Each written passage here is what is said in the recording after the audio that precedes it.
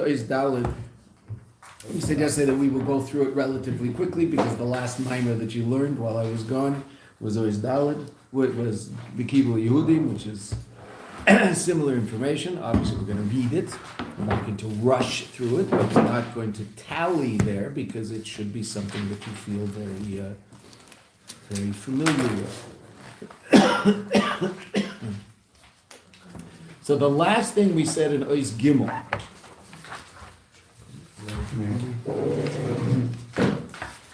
First of all, can we please remind ourselves of our 5 questions?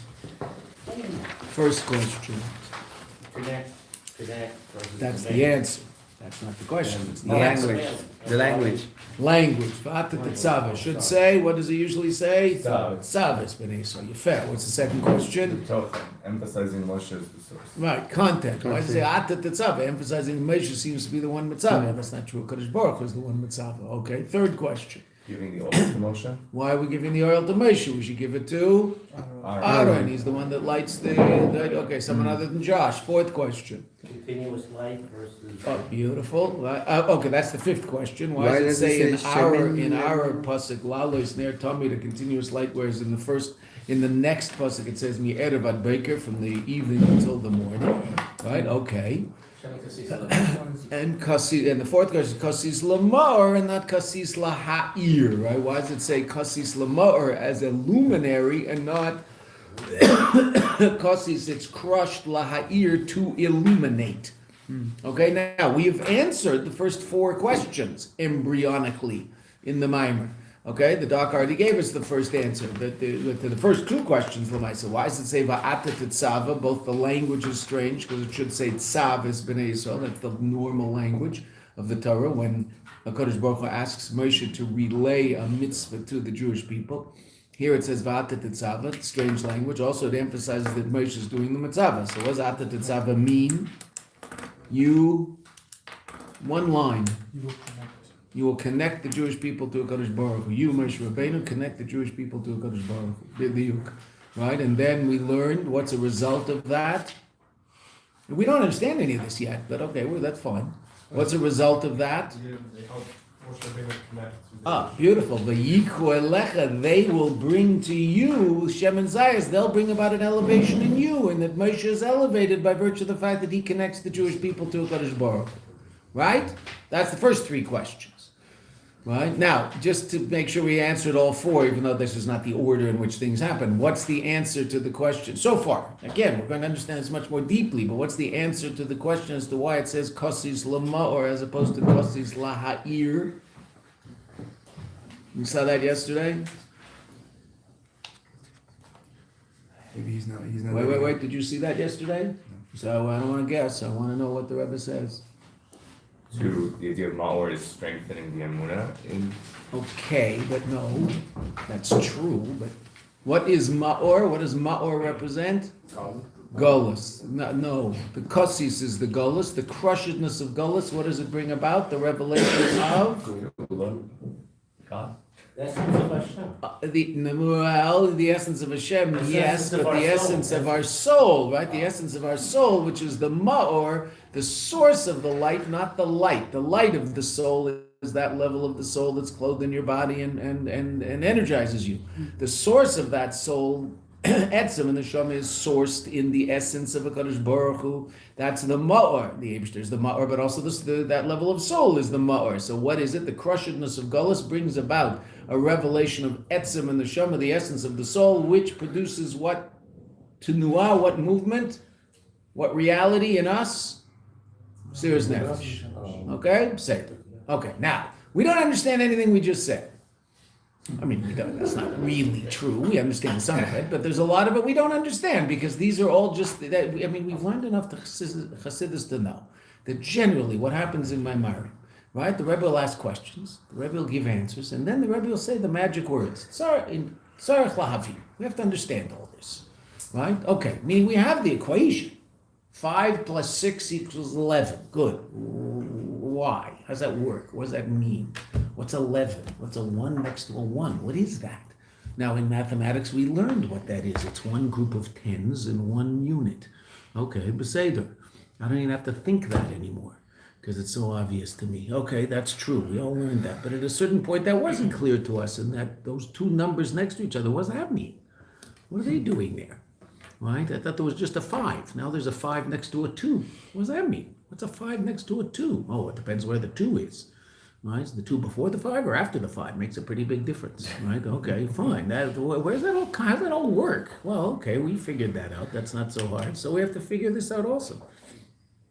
Okay. So now, if you recall, the Rebbe up until the end of Ois Gimel is also going to do it again in Ois Dalet. But the Rebbe took a 2-line break at the end of Ois Gimel and actually said some of his own words. And his own words were, and I'm just going to read them again, because that's what leads into Ois Dalet, which he just started yesterday. V'tzarich lahavin, at the end of Ois Gimel, hashaychus de haperish b'kosis l'ma'or, the relevance of the explanation of kosis l'ma'or, which is the crushedness. Kosis means crushed, right? The crushedness of Gullus brings about a revelation of the ma'or sheb'neshama, the source of light, the luminary of the neshama, which is the essence of the neshama.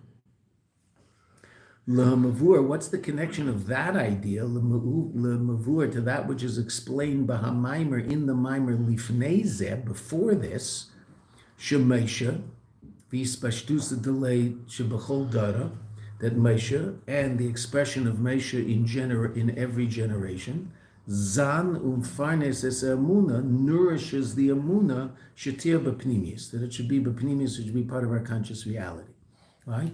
Because in Ois Beis, the Rebbe explained the idea of tzavta, right? That Moshe Rabbeinu connects the Jewish people to Kadosh Baruch Hu. And that brings about, and that explained the language, and that explained the first question, first 2 questions. Then the Rebbe explained the idea of we bringing about an elevation in Moshe by virtue of the fact that he connects us to the Eibusher. That brings about an elevation in him, right?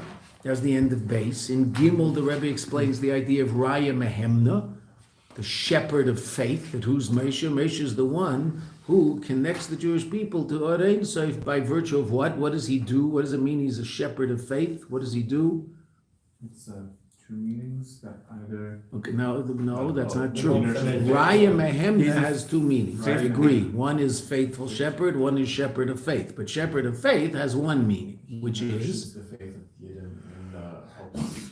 How does that mean? How does that mean? So they internalize. Beautiful. That we internalize our Amunah. Why? Amunah is a power of the soul. Every single Jew is a Ma'amin ben Ma'amin. Why? Because he has a godly soul. The same way you have a power of sight that comes from the soul, and you have a power of speech that comes from the soul, and a power of movement that comes from the soul, you have a power of Amunah that comes from the soul. So just like I don't have to learn how to see. I have to learn how to walk. So I don't have to learn how to see. I just open my eyes and I see. Obviously, it takes a little time. It develops when kids are born. At first, they don't see so clearly, and then they start to see more clearly, and then their eyesight deteriorates again, and they get glasses. Right? So, but we don't have to do anything to see. There's a power of the soul that is clothed in our eyes and the optical nerves of the brain that connect the eyes to the optical center in the brain, and because of all that, we see.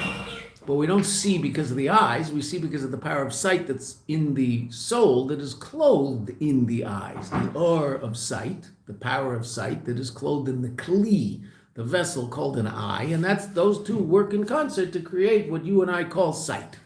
And what do we see? Gashmias. Why? Because that's what physical eyes see. What do metaphysical eyes see?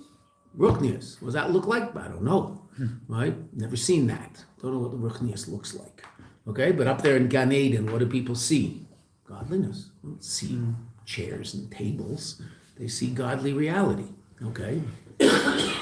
Now, some people think that means a bunch of light. Well, that's not very sophisticated, right? No, God's not light. Light is a mushal to help explain infinite godly expression. Okay, but God's not light. God's God.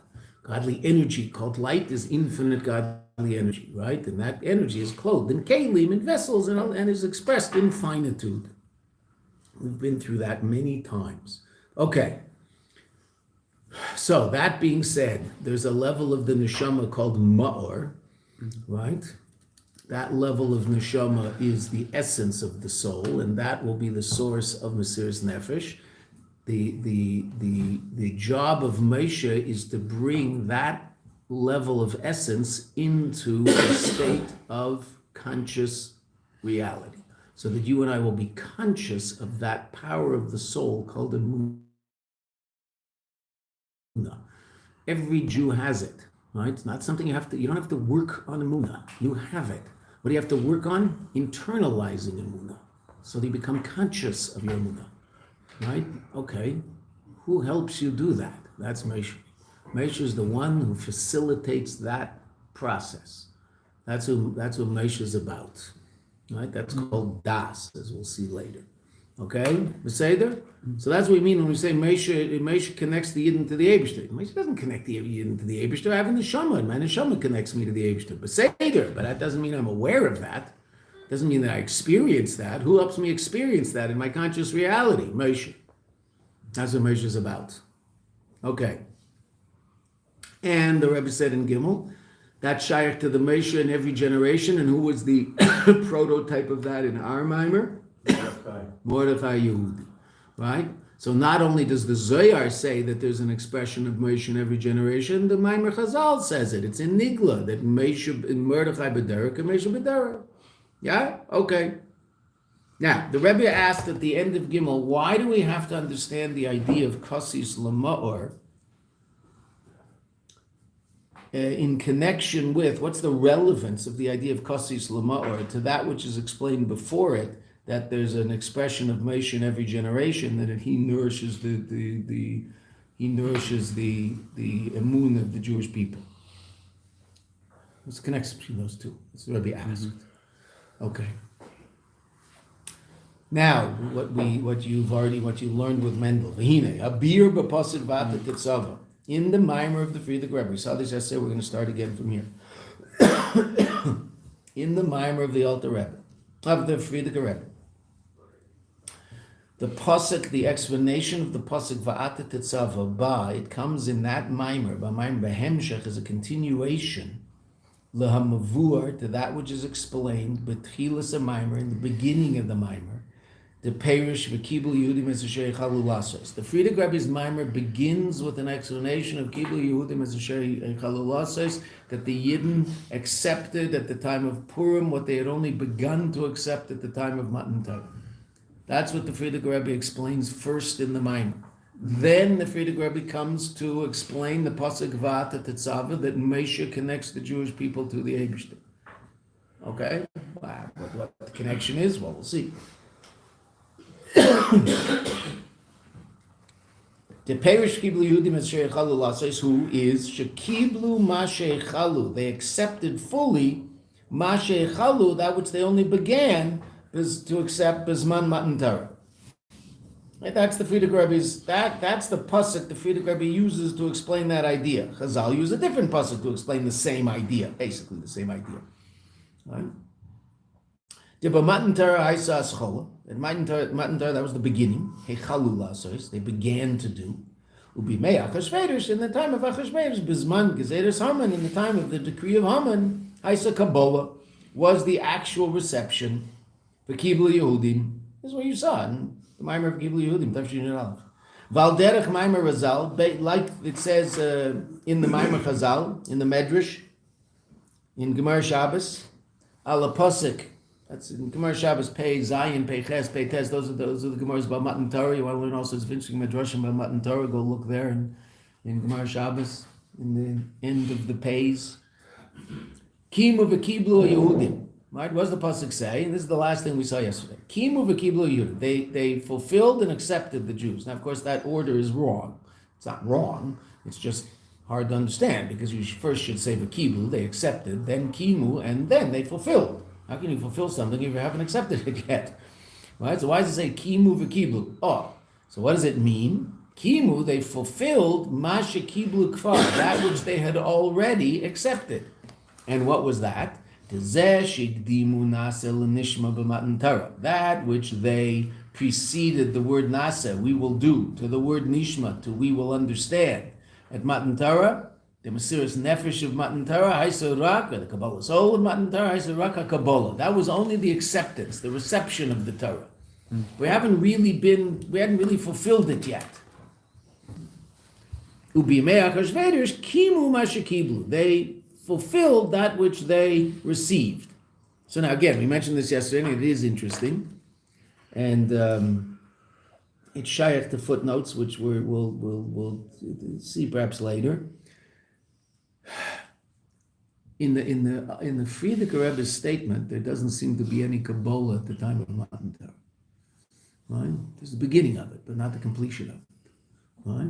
Because it says they fully accepted that which they only began to accept at the time of Matan Torah. That's the drasha on the pasuk that they received that which they began to do. They only began to receive the Torah at Matan Torah, and the full reception of the Torah was Purim. Okay. Whereas here in the Medrash, so there is some level of Kabbalah at Matan Torah, but there's not a level of kiyum, fulfillment of the Torah. There is some aspect of acceptance, and it seems even a full acceptance, but no kiyum. Now, what the difference is between that, we will leave at this point. But there seems to be some sort of difference. It's interesting, the emphasis of each of those two drushes. Okay, so now let's go further. That's where we got up to yesterday. In the days of Achashverosh, kimu masha kiblu, umedayik ba'maymer. Frierdiker Rebbe is careful in his maimer. In other words, he asks questions and gives the answers. At first glance, this seems to be somewhat wondrous. At the time of Matan Torah, the Jews were on the highest level imaginable. And then there was by the Jews a level of godly revelation, but darga on the level achi nailis, on the loftiest, highest level imaginable. The neisif lezeh, that in addition to the fact, shegam koiden Matan Torah, even before Matan Torah, hayu giluyim nailim b'yesef, there were tremendous revelations. What were those revelations? Hagilui Shayba Mitzias Mitzrayim, all of the 10 Makes, where the Jews saw miracle after miracle after miracle. Ubefrat, and particularly the greatest miracle of Mitzias Mitzrayim, which is Kriyas Yam Suf, the culmination of it all, when even the simple maidservant on the Yam experienced a greater revelation of God than Yechezkel ben Buzi, than the prophet Yechezkel, who has a 50-chapter book in Tanakh. Incredible revelation these people were privy to, and yet, as great as those levels of revelation were, Hine Agilu Yishaya B'Shas Matan Torah, the revelation at the time of Matan Torah, Haya Gilu Naili Oid Yesu, was an even higher and greater level of revelation. So these were people who experienced godliness on a level we can only imagine. B'mei Achashverosh, we don't have to imagine the darkness of Achashverosh. B'mei Achashverosh, how you saw b'tachlis Yerida, they were in the lowest level. The neisif lehelim v'hester, and in addition to the concealment and hiddenness, shebachol galus, that exists in galus in general, the kol galus hu bedugmas galus Mitzrayim, that every galus is similar to galus Mitzrayim. And what do we say about galus Mitzrayim? Kamei shebegalus Mitzrayim kasav, just ksiv, and just like in galus Mitzrayim, it's written that what v'lo shamru el Moshe miketzer ruach u'miyaveda kasha, right? That they didn't listen to Moshe. What message did Moshe come to them with? What didn't they listen to? Moshe came with a message to the Yidden in Mitzrayim. Wait, Jock, you don't have a copy? I gave you a copy. I'm missing a couple pages. What? Yeah. In what I gave you today? No, you gave it to me yesterday, Dan. Yeah. How can that be? It's the same, okay, I'm saying I'll fix that, I'm sorry. No It's problem. bizarre. Anybody? Okay. Is that happening to everybody? No. Okay. That's weird. Okay, so what is it that Moshe, what message did Moshe come to the Jewish people with, and they couldn't listen because of the difficulties of Golus? Hashem's going to redeem them. Right, Hashem's going to redeem them, right? Okay, sounds familiar. Huh? Moshe Rabbeinu of our generation, what message has Moshe Rabbeinu come to this generation with, very clearly? Anybody listening? Anybody take it seriously? Actually, there's people in Lubavitch who make fun of people who take it too seriously.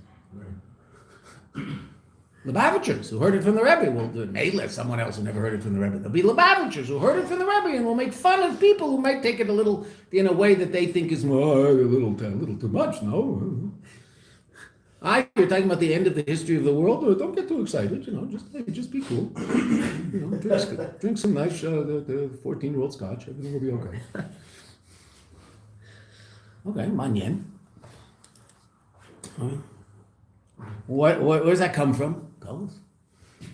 Gullus dulls the senses of people.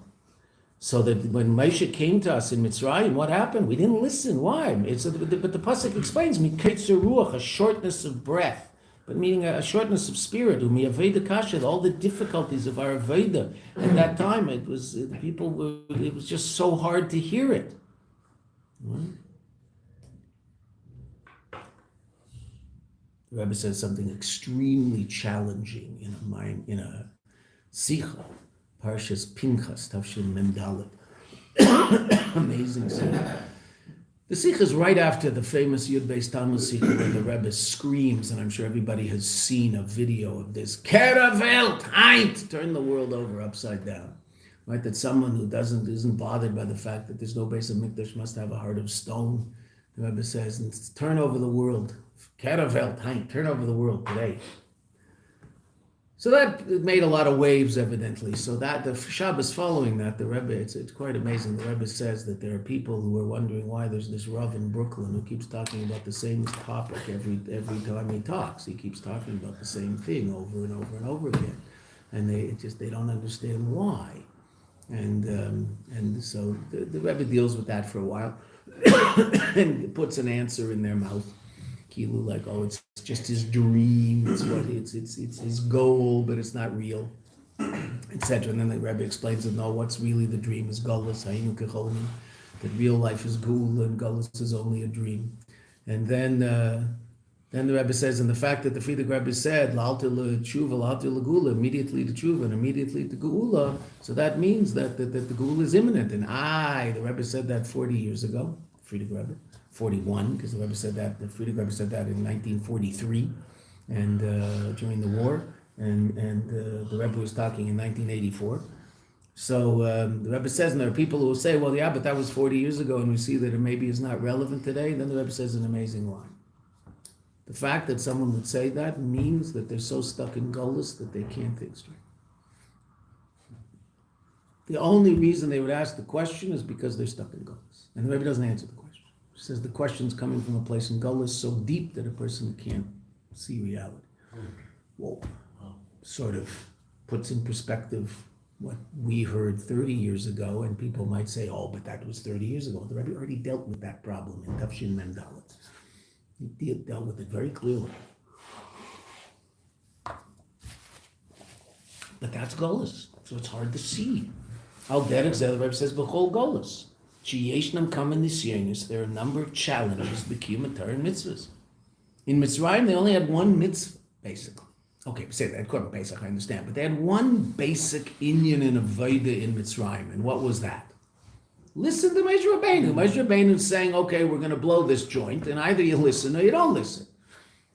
20% of the Jews managed to listen.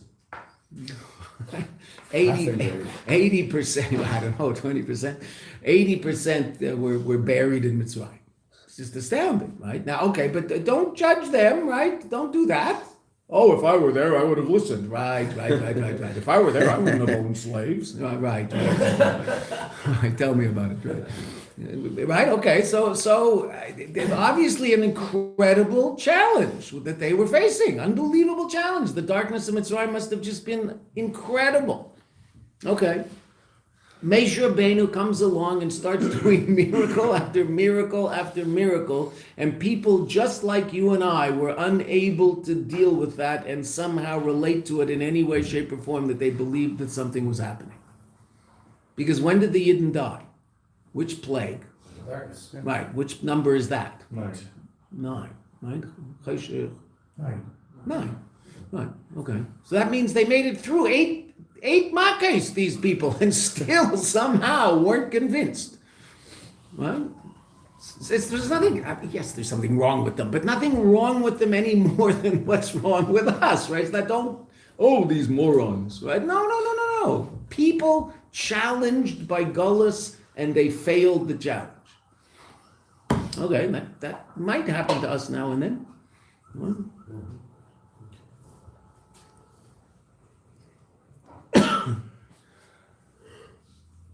so at the time it put him, it was dark.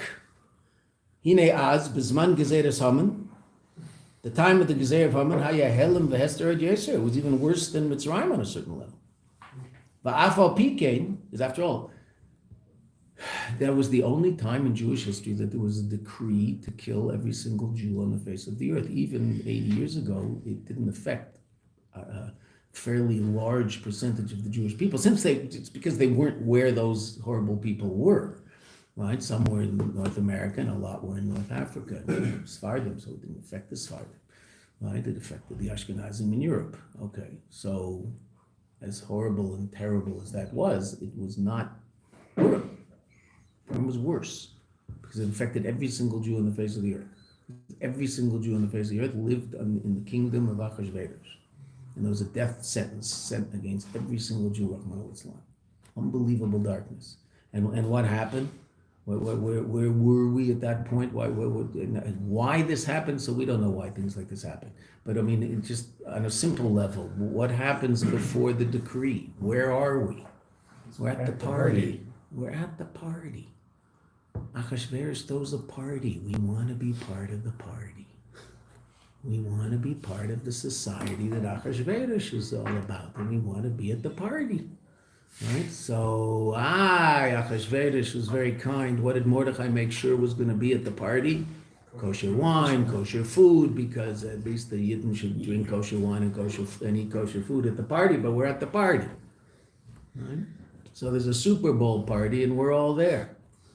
Eating kosher food, kosher Cheetos or Doritos or whatever they're called. Right, okay. Seder. I'm in the party.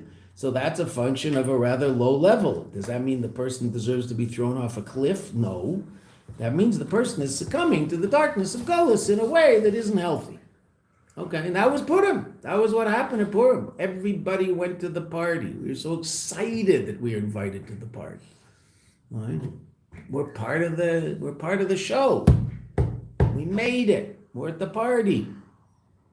V'afal pikein. Nevertheless, even though in Purim we were on a very low level, and at the time of Matan Torah we were on this unbelievably transcendent and lofty level. V'afal pikein b'zman Matan Torah, at the time of Matan Torah, kishayu Yisrael b'tachli se'ilu, even Am Yisrael was in the highest level.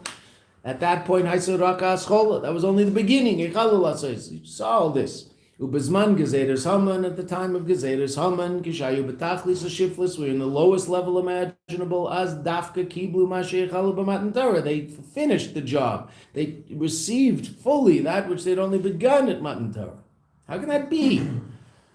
The Frierdiker Rebbe asks, Shumavarza, and the Frierdiker Rebbe explains. And you gave me the answer yesterday when I asked you what we're going to see. Umavarbazet, the Bezmana Gezeda Hayakia Matar Mitzvah Shalom B'Mesiris Nefesh, the Mesiris Nefesh of Gullus, the incredible self-sacrifice of Gullus, that a Jew is willing to give up himself, give up his rutzah and his own desires. He has desires that are contrary to the desires of HaKadosh Baruch Hu, but he gives them up for the age. That's some serious nefesh. Now these Yidden were willing to give up their lives. They put their lives on the line. They fought back. Hayakim atar mitzvah shalom b'mesiris nefesh. The neis of lezeh shayalem mesiris nefesh. That in addition to the fact that there was to them mesiris nefesh shaloi lich vorchas v'sham, not to deny Torah and mitzvahs, which is one level of mesiris nefesh, right? Meaning they could theoretically. The Alter Rebbe explains, the Rebbe is going to say it right now, and again, you saw this. Kemavur b'Torah or, as is explained in Torah, and this is a chiddush of the Alter Rebbe. Shebeim hayu memirim datam, if they were to exchange their das, meaning if Chas v'Shem the Yidden were to take upon themselves the religion of the day in the realm of Achashverosh, which evidently was a something that I'm saying a name of a Avodah Zarah, and I apologize so that you'll know what evidently was the religion at that time, right? It was something called Zoroastrianism. Okay, that's evidently what they were into in those days. Some state of duality, etc., etc. All wrong. Okay, so if the Yidden had taken upon themselves that dot, then what? Lo yotzim lem klum. No one would have killed them. Very different than Europe. Very different than Europe. That wasn't the case in Europe.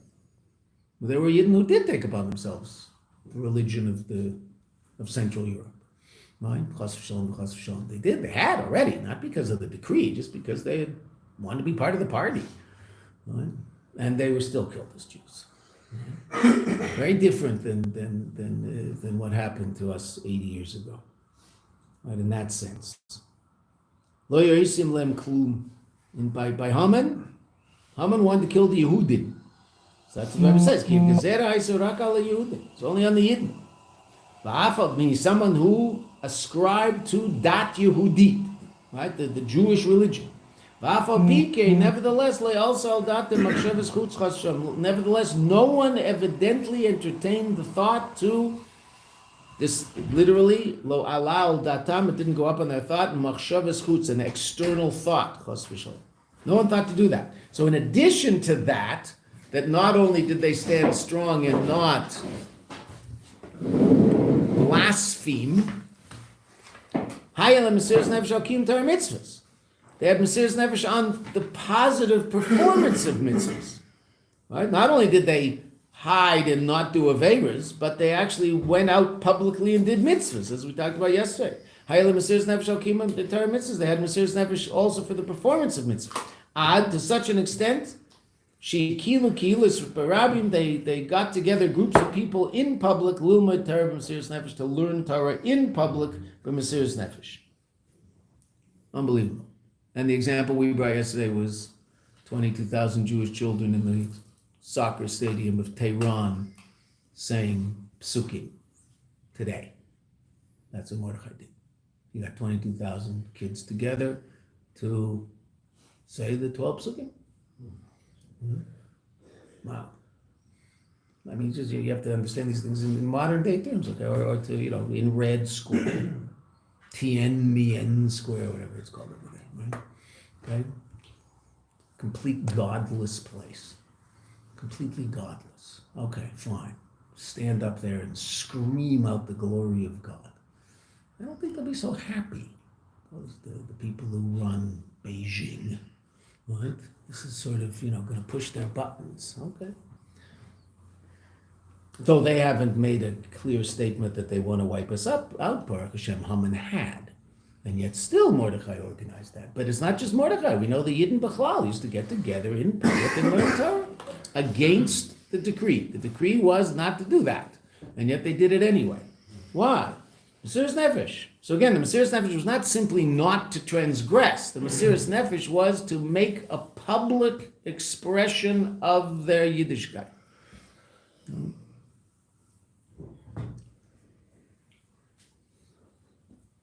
V'saras Mesiras nefesh alehem, and what this arousal of Mesiras nefesh? Who is it that triggered this arousal? Hai Sayyidei Mordechai Yehudi. So it's all triggered by Mordechai. Mordechai was the catalyst for all of this Mesiras nefesh. Moshe Shabbatai, the Moshe of his generation. V'zeu, and this is what it said. This is what it means when it says V'kibul Yehudim es shechalu lasos, that the Yidden accepted fully at the time of Purim that which they had only begun to accept at the time of Matan Torah. Because what was absolutely clear at the time of Purim, Kibam Shabbat Matan Torah Isa Rak Haschola. Ubizman Gezerus Haman Isa Kabbalah. Complete acceptance. Why? Kal Yedei Shayelim Az Mesiras Nefesh B'foyo. And when there was actual self-sacrifice, they put their lives on the line. Al Torah and mitzvahs. What they show clearly? True acceptance of the Torah. There's no such thing as life without Torah and mitzvahs. It doesn't exist. That's true acceptance. The fact that Torah is a nice thing and it adds to my life and it gives meaning to my life and it's sweet and it's nice, okay, that's true, it is.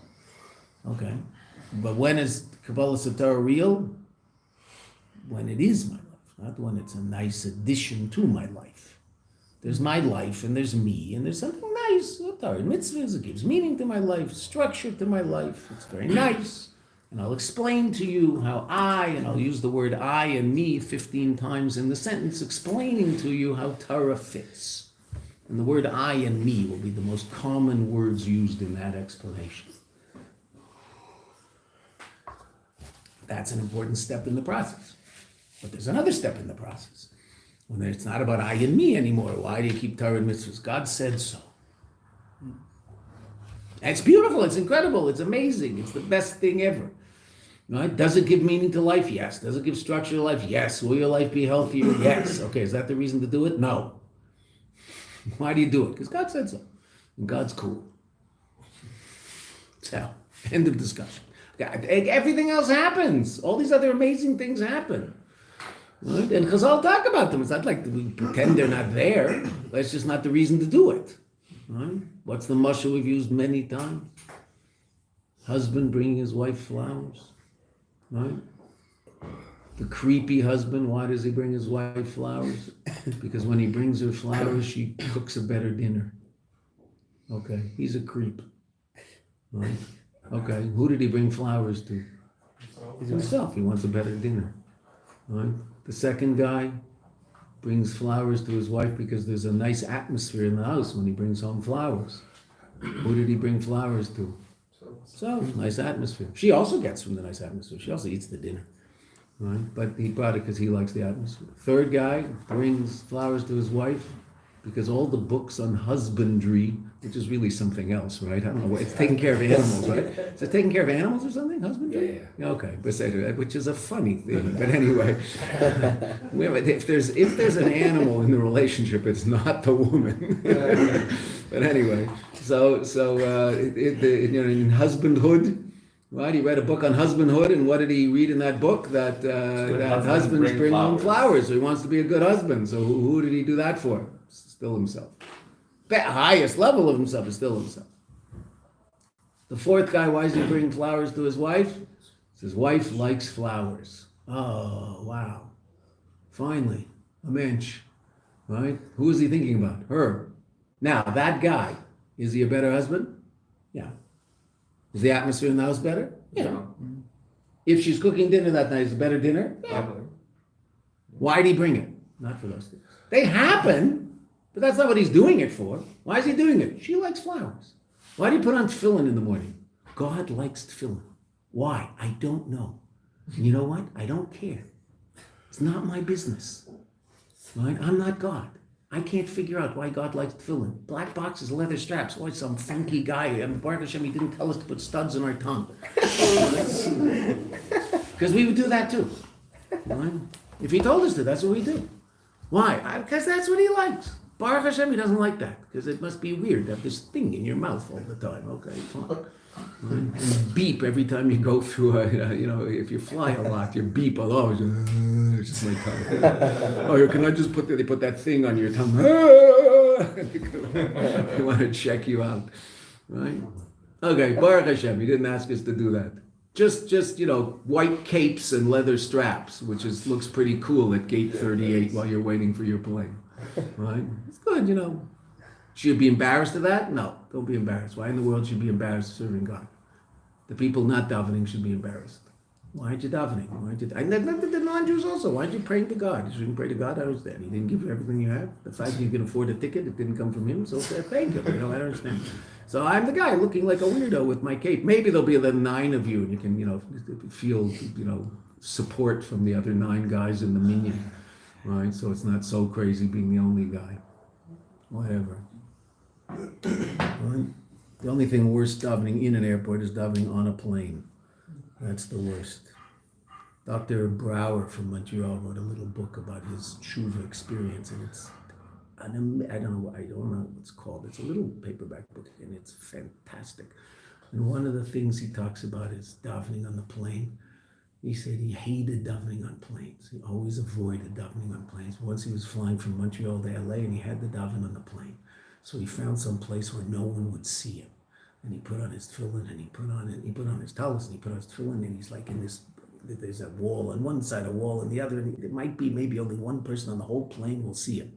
And then in those days they were called stewardesses, now they're called flight attendants. One of the flight attendants came up to him and told him that he can't daven there, you have to daven in the back of the plane. They'll give him a place near the kitchen, he can daven in the back of the plane. So now he said, I have to walk through every single row of the plane in my tallis and tefillin. I'm walking all the way through the whole plane to get to the back where I can daven.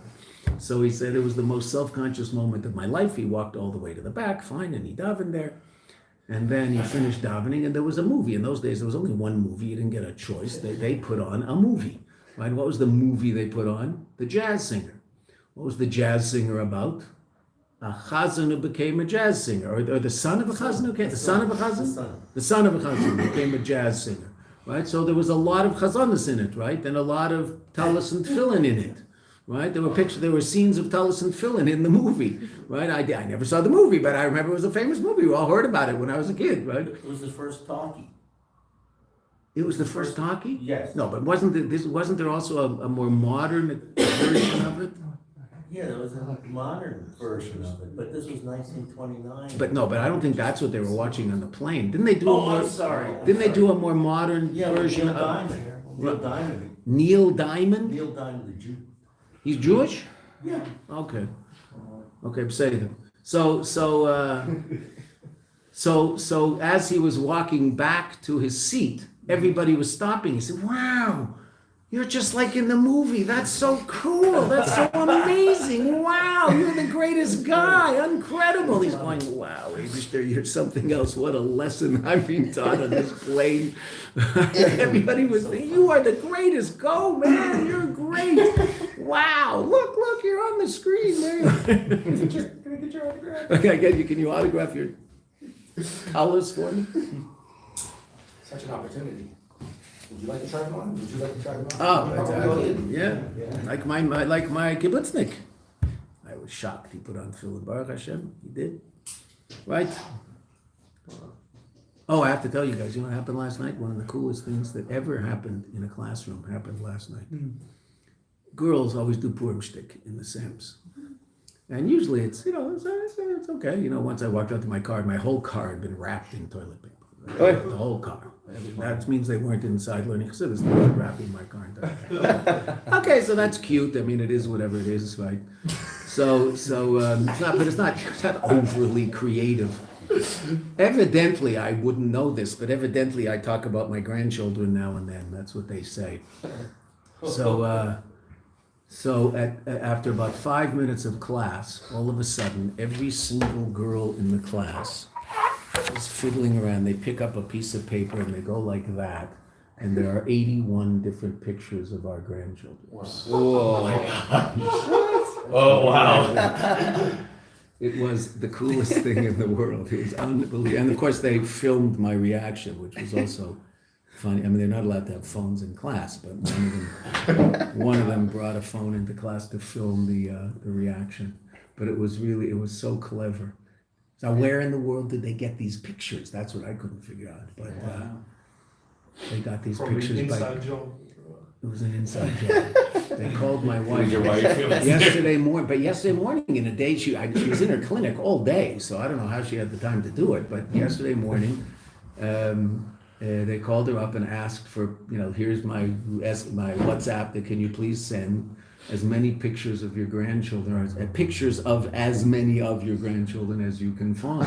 There were some doubles because we don't have 81 grandchildren, but they're working on it. The kids, they're working on it. They're doing pretty well. It's like popcorn, It's just it pops away over there. But so that it was unbelievable. It was so amazing. All of a sudden, hey, there's Mushy and there's Lady. It was unbelievable. They're all these things. They were hiding behind these cute little faces. So cute. Great idea. I told them best ever. I mean, that was the best Purim thing ever, no question. Okay, let's go back to Kippur Yehudim. So Mordechai is the one who brought the Yidden close to the Eibishter. The Mesiris Nefesh of those people. What's the Mesiras Nefesh of our generation? Well, that story I just told you. What does the Rebbe say all the time? And we've seen it in my Maimer. We saw it in our Chanukah Maimer. What's the Mesiras Nefesh of our generation? Being Jewish, probably. Okay, what you're saying is true, but it is. That's the explanation of it. But what are the words of the Rebbe? What you're saying is true. Al tivesh mipnei maligim, not to be embarrassed by the people who scorn. So all sorts of people who scorn religion in general, spirituality in general, certainly spirituality that's connected to something real as opposed to just connected to me feeling good and lofty. But okay. So that's the Mesiras Nefesh of our generation, the Rebbe says over and over, numerous times. The Rebbe talks about it. Say that in Hebrew. Al tivesh mina malagim. Don't be tivesh miloshin busha, embarrassment. Don't be embarrassed from maligim, loeg. A loeg is someone who scorns. Right? Stand tall and be like, as Noach says, be proud of your Yiddishkeit. Go to Times Square and say Shema Yisrael. Don't think that it's bad, it's good. It's the best thing that ever happened at Times Square. Ki al yedei shayelem az mesiras nefesh. I don't usually tell stories that I heard from Shlomo Carlebach, but he once told me a story that in 1946, the Baba Varav came out of Europe. And Shlomo and his brother were driving the Baba Varav around New York, just helping him whatever he needed. So at one point, the Baba Varav said that he wanted to go to Manhattan. So they said, no, you don't. You don't want to go to Manhattan. So he said, no, I want to see Manhattan. I've heard about it. I want to go see Manhattan. Now, this is 1946. It wasn't as bad as it is today, but everything's relative, right? It was, avia voisa tuma. Right, okay. So there was no Las Vegas yet. Right? Actually, I guess there was. So they're driving him around. He's in the back of this, big, huge 1940 car. You can barely see him in the back seat. It's so big. So he's back there, and they're driving, and they get to Times Square. He tells them he wants to go to Times Square, and they said, "No, Rebbe, we don't want to go to Times Square." He said, "Yeah, I want to go to Times Square." So they're driving around, and the Rebbe's in the back going, "Kadosh, Kadosh, Kadosh, Azoi Kedusha, Gewalt, Azoi Kedusha." What in the world is holy about what we're seeing? We're seeing the schmutziest place on earth, right? So they asked, when they got back to Brooklyn, they let the Baba Rebbe out of the car, Shlomo and his brother Elimelech, and they asked him what was holy about what we saw. And the Baba Rebbe said, in such klipa, there are still Jews who keep Torah and mitzvahs. The Jews are so holy, it's unbelievable. He had never seen such klipa in his life. In Bubbleville, such klipa, nothing. Varsha there was not such klipa, right? As Varsha was a big city, and then the who was it? The Imar Emes? The Imar Emes? It was the Imar Emes. The Imar Emes. There's this. Remember? There's this lesson. No, it was the Chiddushei Rim. I'm sorry. After the Kotzker Rebbe passed away, so the Chassidim asked the Chiddushei Rim, Rav Itcha Meir. That's why a lot of Ger Chassidim are called Itcha Meir. Rav Yitzchak Meir, the famous Chiddushei Rim, a big tzaddik. So they asked him to become Rebbe. So he lived in Varsha. Now this is 200 years ago. He lived in Varsha, so he accepted upon himself to be Rebbe. And he left Varsha because he didn't want the Chassidim to have to come to Varsha to see him, because it was a big city and there was lots of schmutz there. It's all relative. What could be in Varsha 200 years ago? But he left and he moved to a little town called Gur. That's where the Ger Chassidim came from. He moved to Ger, set up shop in Ger, and that's where the Ger Chassidim, who are the largest group here in Eretz Yisrael. What country is that? What country was it in? Poland, right next to Varsha. He moved. Ger was today it's probably it's been subsumed by Varsha. But in those days it was not far from. It was a village, but they didn't have to go to Varsha. He didn't want them to go to Varsha. By virtue of the fact that there was them az mesiras nefesh before al turn mitzvahs. Nisalu, they were elevated to the highest level. Higher than the level of Matan Torah. The Mesiras Nefesh. And that evidently is what the Eibishter likes about Golus. Our Mesiras Nefesh. I wish he liked it a little less, and then he would make an end to this Golus. Let's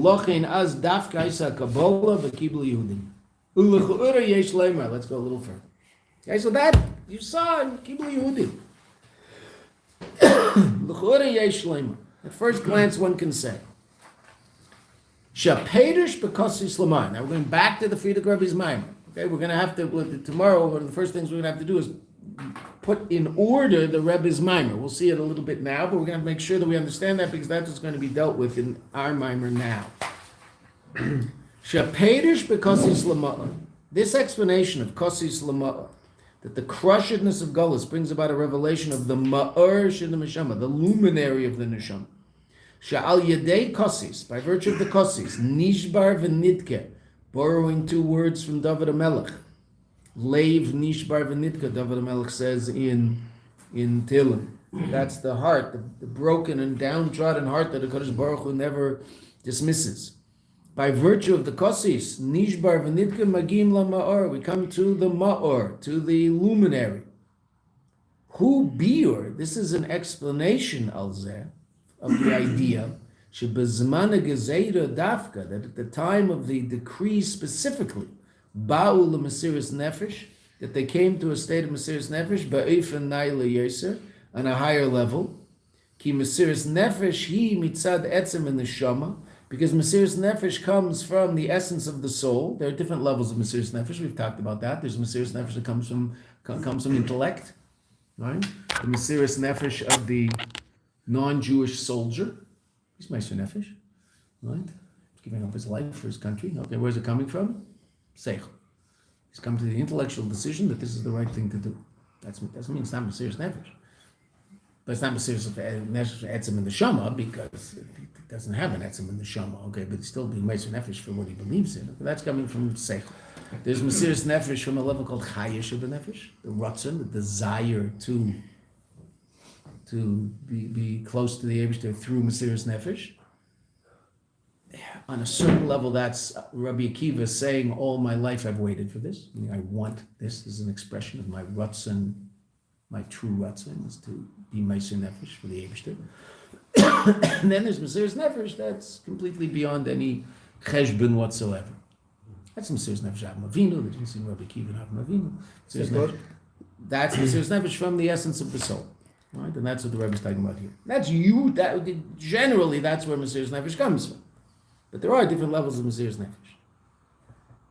Ki Mesiras Nefesh mitzad etzem in the Shama. Shalamayla Megilui, which is beyond revelation. Ma'or, the Ma'or, the luminary, which is beyond Ur. What's Gilui? What's revelation? Ur. The Ma'or is the source of the Ur. It's beyond the Ur, like the sun as opposed to sunlight. Shemimenu nimsa Ur, that from it the Ur is found. That's where the Ur comes from. Pal Yadei Shahayu Ba'at. Since they were then. B'matzav, the Kosis, they were in a state of Kosis. Nishbar v'nidke, broken and downtrodden. Nizgal etzem in the shama, ma'or. It was revealed, the etzem in the shama, the ma'or. Aval, let's just finish the paragraph and we'll stop. Top of page Kuf Lamed Beis. Mihenshich v'seder and yonim b'maimer. From the order of things in the maimer. Shapedish b'kosis lamar, that the explanation of kosis lamar, and this is what we said yesterday, we saw it again this morning, and we're seeing it again now, that this explanation of kosis lamar, when does it come in the Maimer? Ba la'achareya inyan, the raya mehemna. It comes after the explanation of the Friedrich Rebbe of the fact that Moshe is the raya mehemna, the shepherd of faith. Mashma, that seems to indicate the inyan kosis lamar shayich gam lazeh, that the whole idea of kosis lamar is also relevant to the fact that Moshe zan and farnes es emunah sh'teh b'pnimius, that Moshe is the one who nourishes the nourishes the emunah so that it becomes part of our conscious reality. So obviously the Rebbe's bothered by that because after all, what might one say? Well, what do I need Moshe for? If there's a crushed state in Gullus, so then the state in Gullus is going to bring me to a state of revelation of Etzem and Neshama, and that will bring me to a state of Mesiras Nefesh. Where does Moshe fit in there? Now, what's Mesiras Nefesh? Mesiras Nefesh, on a certain level, is the most powerful expression of a conscious connection to my essential reality, which is that I'm essentially connected to God. Right? That person's acting that consciously in Eilam Hazeh. They're willing to give up their lives. They are doing things that are an expression of this Mesiras Nefesh, of this immutable connection to God.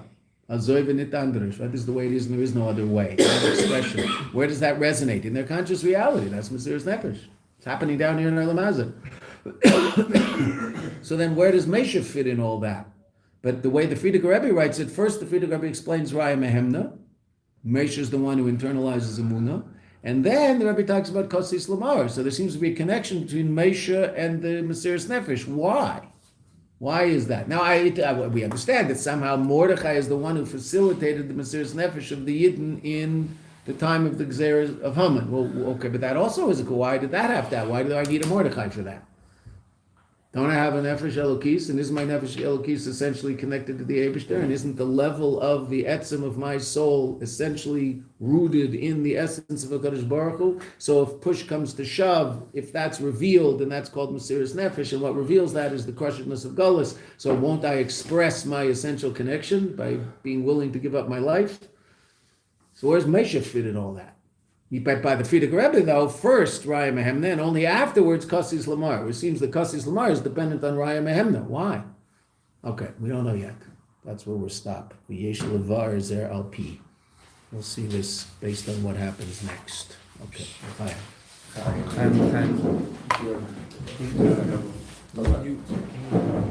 Something a little bit more what because it's what it means. The crushedness of Gullus brings about a revelation of the essence of our soul.